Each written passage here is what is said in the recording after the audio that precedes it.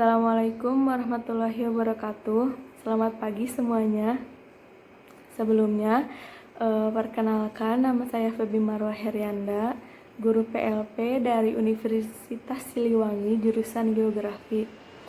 Di sini saya diamanati oleh Pak Irfan untuk mengajar kelas 12. Pada kesempatan kali ini, saya akan membahas materi mengenai struktur keruangan serta perkembangan desa dan kota. Di sini saya telah membuat suatu video pembelajaran menerangkan sedikit tentang struktur keruangan dan perkembangan desa dan kota. Mohon disimak baik-baik ya. Jika nanti di akhir video yang saya berikan ada atau banyak yang tidak dimengerti, boleh ditanyakan langsung ke saya. Terima kasih. Selamat menyaksikan. Bismillahirrahmanirrahim. Pertemuan kali ini kita akan membahas mengenai struktur ruangan serta perkembangan desa dan kota. Sebelum memasuki pembelajarannya, ada baiknya kita mengetahui mengenai indikator pencapaian yang akan dicapai dalam pembelajaran kali ini. Yang pertama yaitu memahami struktur keruangan serta perkembangan kota. Yang kedua yaitu memahami struktur keruangan serta perkembangan desa. Langsung saja ya masuk ke materinya. Materi pertama yaitu struktur dan perkembangan kota. Di sini ada pengertian kota menurut Bintarto. Di sini Bintarto menyebutkan bahwa kota dapat diartikan sebagai suatu sistem jaringan kehidupan manusia yang ditandai dengan kepadatan penduduk yang tinggi dan diwarnai dengan strata sosial ekonomi yang heterogen dan coraknya yang materialistis. Selanjutnya ada klasifikasi kota. Kota dapat diklasifikasikan berdasarkan jumlah penduduk, tahap perkembangan, serta fungsi kota itu sendiri.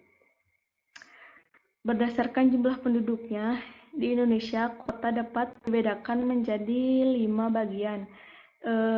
Bagian yang pertama yaitu kota kecil, biasanya hanya diduduki 20.000 sampai dengan 100.000 orang. Yang kedua yaitu kota sedang, biasanya hanya diduduki oleh 100.000 orang sampai dengan 500.000 orang. Yang ketiga yaitu kota besar, biasanya hanya diduduki oleh 500.000 orang sampai dengan 1 juta orang. Yang keempat yaitu kota metropolis, biasanya diduduki oleh 1 juta orang sampai dengan 5 juta orang.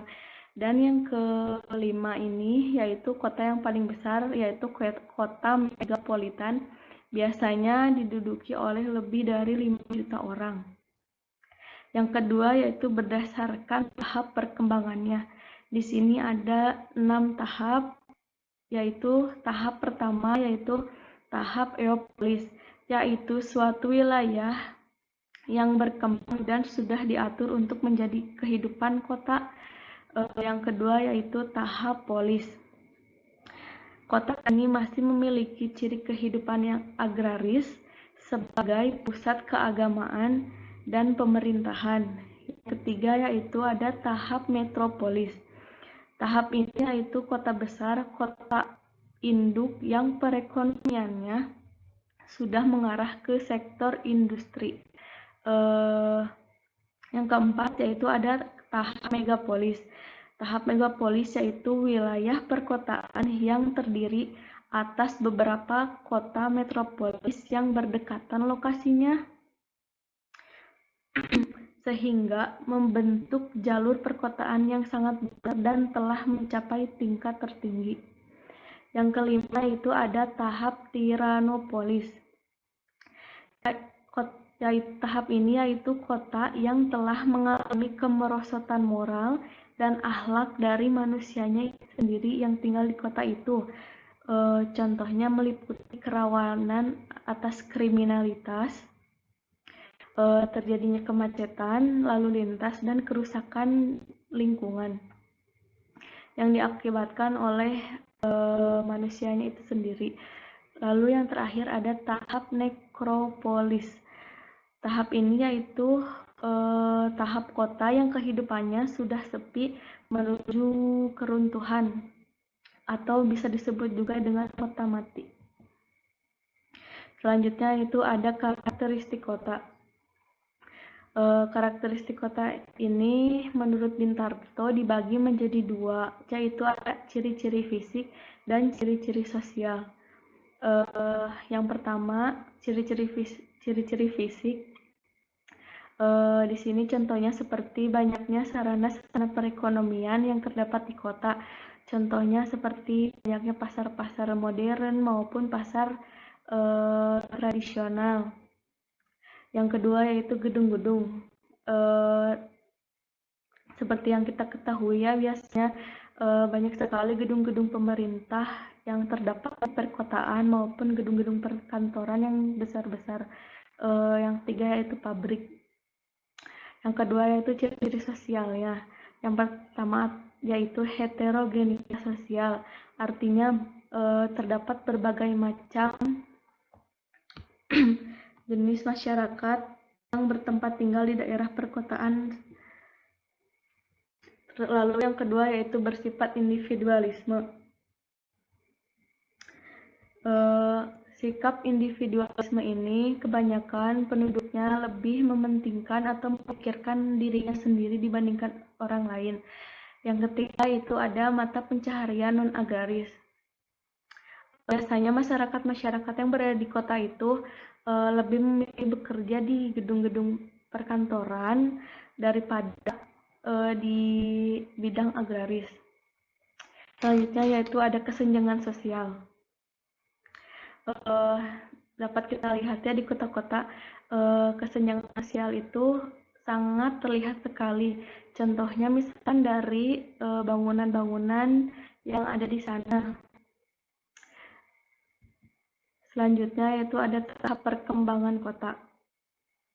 Tahap perkembangan kota ini dibagi menjadi 4. Yang pertama yaitu ada tahap infantil atau tahap awal. Tahap ini ya belum terlihat ada pembagian yang jelas mengenai daerah-daerah permukiman dengan daerah-daerah perdagangan. Selain itu juga belum terlihat adanya perbedaan kawasan permukiman kelas bawah atau kelas atas. Bangunan-bangunan yang ada masih tidak teratur. Lalu yang kedua ada tahap juvenil atau bisa disebut juga dengan tahap muda. Pada tahapan ini mulai terlihat adanya proses pengelompokan pertokoan pada bagian-bagian kota tertentu. Kawasan permukiman kelas menengah ke atas sudah bermunculan di pinggiran kota dan munculnya kawasan pabrik. Yang ketiga yaitu ada tahap dewasa. Pada tahap ini sudah terlihat jelas antara gejala-gejala fungsi perbedaan antara permukiman kelas atas dan kelas bawah. Yang keempat adalah tahap ketuaan atau tahap the snail stage. Tahap ini ditandai adanya pertumbuhan yang terhenti, kemunduran dari beberapa distrik, dan kesejahteraan ekonomi penduduknya menunjukkan gejala-gejala penurunan. Selanjutnya yaitu struktur kota. Struktur ruang wilayah kota merupakan gambaran sistem pusat pelayanan kegiatan internal kota dan jaringan infrastruktur kota sampai akhir masa perencanaan yang dikembangkan untuk mengintegrasikan wilayah kota dan melayani fungsi kegiatan yang ada atau direncanakan dalam wilayah kota selat kota, yang merupakan suatu kesatuan dari sistem regional, provinsi, nasional, bahkan internasional. Lalu di sini ada studi-studi geografi tentang perkotaan menurut beberapa ahli. Yang pertama yaitu ada teori konsentris. Teori ini pertama dikemukakan oleh Ernest W. Burgess pada tahun 1925. Yang kedua ada teori sektoral. Yang pertama dikembangkan oleh Hammerholt yang pada tahun 1939, dan yang ketiga yaitu ada teori inti berganda yang pertama dikemukakan oleh Conchi Harris pada tahun 1945.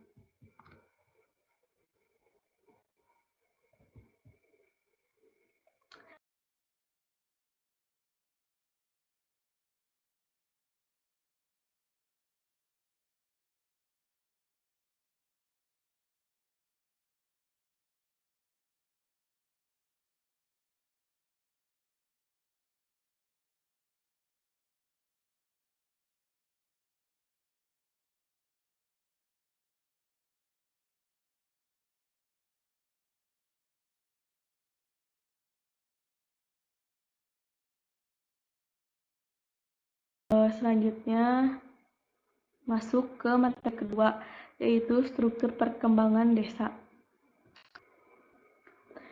Menurut Undang-Undang Nomor 6 Tahun 2014 Bab 1 Pasal 1, pengertian desa yaitu kesatuan masyarakat hukum yang memiliki batas wilayah yang berwenang untuk mengatur dan mengurus urusan pemerintah, kepentingan masyarakat setempat berdasarkan prakarsa masyarakat, asal-usul, dan hak tradisional yang diakui dan dihormati dalam sistem pemerintahan negara kesatuan Republik Indonesia.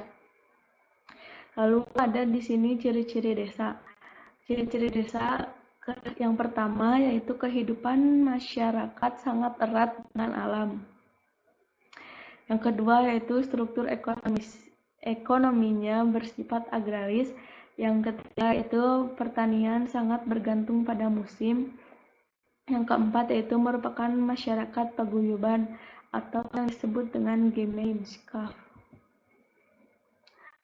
Lalu ada struktur keuangan desa. Struktur keuangan desa ini dibagi menjadi 4, yaitu yang pertama ada bentuk desa linier dataran rendah. Ini merupakan gambar dari bentuk desa linier yang biasanya berada di dataran rendah. Biasanya permukimannya itu mengikuti alur jalan raya.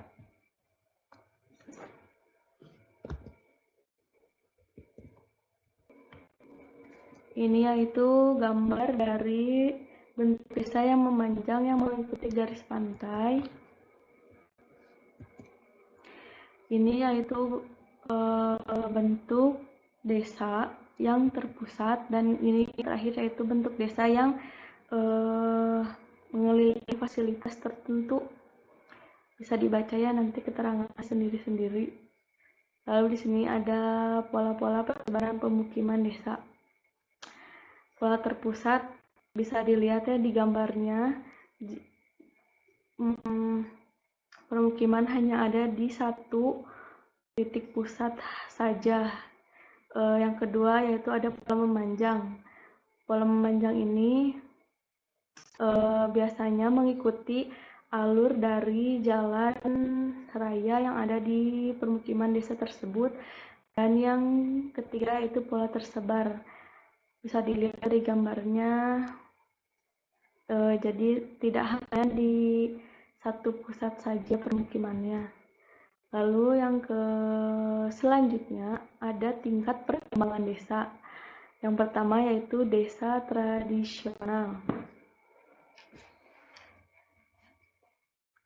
Desa tradisional atau desa yaitu tipe desa yang pada masyarakatnya terasing, yang seluruh kehidupannya tergantung pada alam sekitar. Yang kedua yaitu ada desa swadaya. Desa swadaya merupakan kondisi suatu desa yang sebagian besar masyarakatnya memenuhi kebutuhannya secara mandiri dan tidak bergantung pada pemerintah atau orang lain. Lalu yang ketiga ada desa swakarya. Desa yang tingkat perkembangannya sudah lebih lanjut dibandingkan desa swadaya. Yang terakhir yaitu ada berada di tingkat desa swasembada. Desa swasembada ini yaitu desa yang telah maju. Contohnya dicirikan dengan adat istiadat sudah tidak mengikat aktivitas masyarakat, lalu sarana dan prasarana desa sangat meningkat atau sangat terpenuhi. Lalu ada juga dengan dicirikan dengan teknologi yang sudah maju di desa tersebut. Terima kasih, sekian pemaparan materi hari ini dari saya. Mohon maaf jika banyak kesalahan dalam kata ataupun perbuatan. Jika ada yang tidak dimengerti, boleh ditanyakan. Terima kasih. Assalamualaikum warahmatullahi wabarakatuh.